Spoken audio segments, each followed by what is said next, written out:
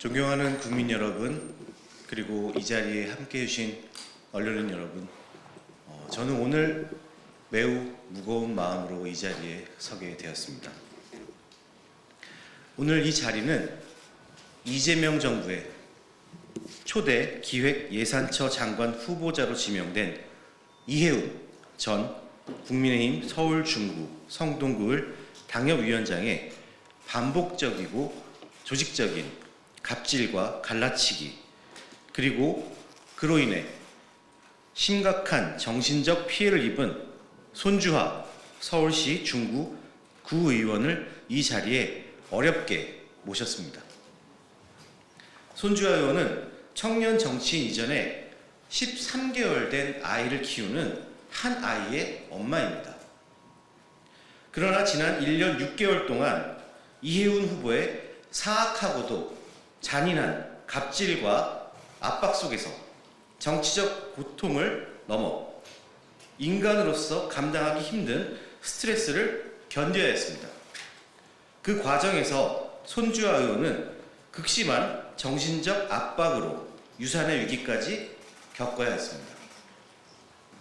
그럼에도 이해운 후보는 겉으로는 달콤한 말로 접근하면서도 자신의 뜻에 따르지 않는다는 이유만으로 뒤에서는 욕설과 비하를 일삼고 손주하 의원의 존재를 지우려 했습니다. 그 결과 손주하 의원은 의회 안에서 그리고 지역사회 안에서 의도적으로 고립되고 소외되는 상황에 내몰렸습니다. 청년 정치인 손주하, 한 아이의 엄마 손주하, 그리고 지금 이 자리에서 가슴에 손을 얹고 진실을 말하고 있는 손주하. 권력 앞에 약한 사람을 짓밟는 정치, 다른 목소리를 낸다는 이유로 배제하고 고립시키는 정치, 온갖 갑질을 자행한 보수의 구역자 이해운 후보는 사퇴하십시오. 이제 그 참담한 시간의 중심에 서 있던 당사자의 목소리를 국민 여러분께 직접 전달하겠습니다. 손주하 의원의 성명 발표가 있겠습니다.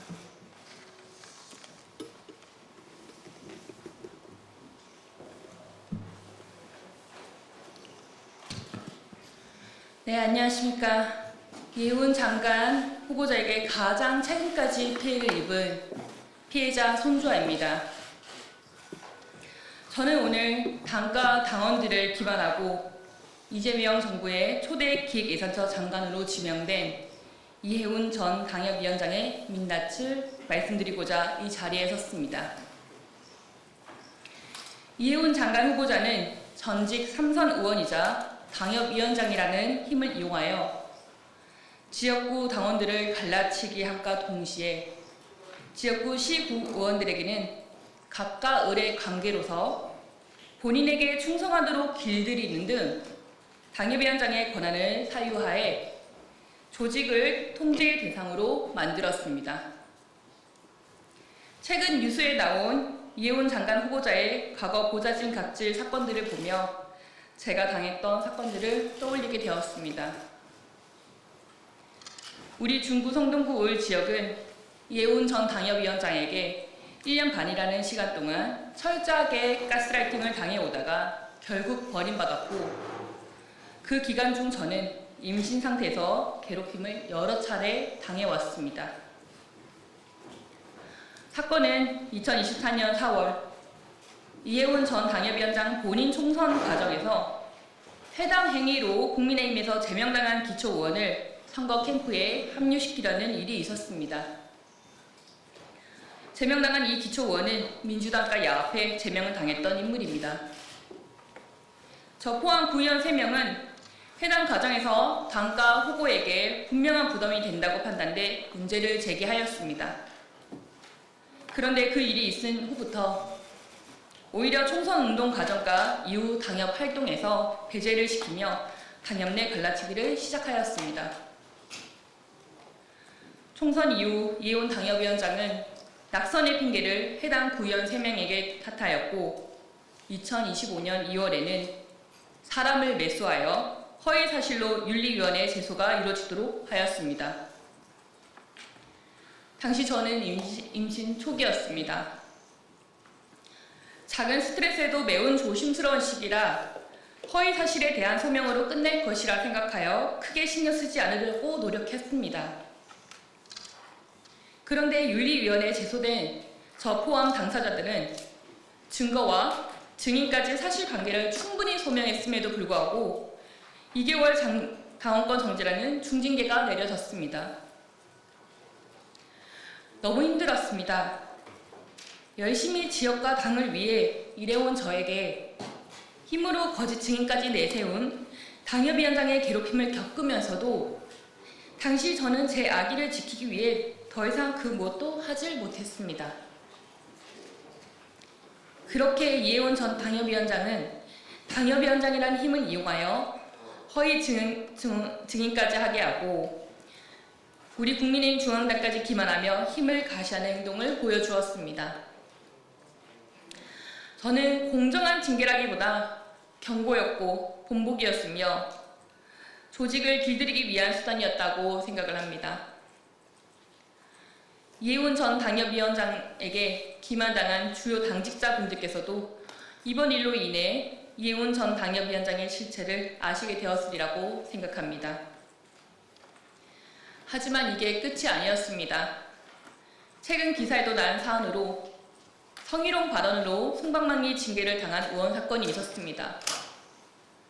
중구 의회 내 동료 여성 의원에게 아버지 뻘인 사람과 사귀는 사이다. 중구 여자와 술을 마시면 술맛이 떨어진다라는 등 두 차례의 성희롱, 여성 비하 발언을 한 전력이 있는 지역구 의원을 자신에게 매우 잘하고 있다는 이유만으로 징계는커녕 의회 의장에게 징계에 대한 사안을 봐달라는 취지로 감사하며 자신의 정치적 채찍꾼으로 두었습니다. 참고로 이해훈 전 당협위원장은 삼선 여성 국회의원이자 한국여성의정 상임대표를 자임해온 인물입니다. 성희롱, 여성 비하를 옹호하는 이러한 행태는 한국여성의정 상임대표 스스로 내세워온 한국여성의정의 가치와 책임을 정면으로 부정한 것이라 평가할 수밖에 없습니다.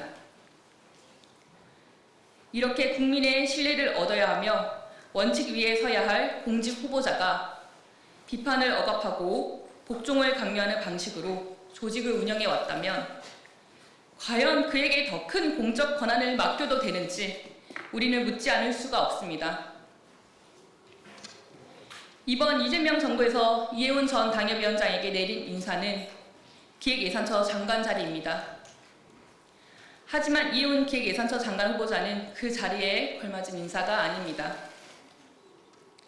2025년 12월 26년도 예산을 심사하고 있을 시 당시 이해훈 전 당협위원장은 국민이 간절히 요구해온 자원 재활용 처리장 현대화 사업 및 공영주차장 건립 사업 예산에 대해서 일부 의원들에게 예산 삭감을 유도하고 이를 통해 같은 당 중구청장이 다음 지방선거에서 정치적으로 불리한 상황이 조성될 수 있도록 하였다는 취지의 제보가 있었습니다.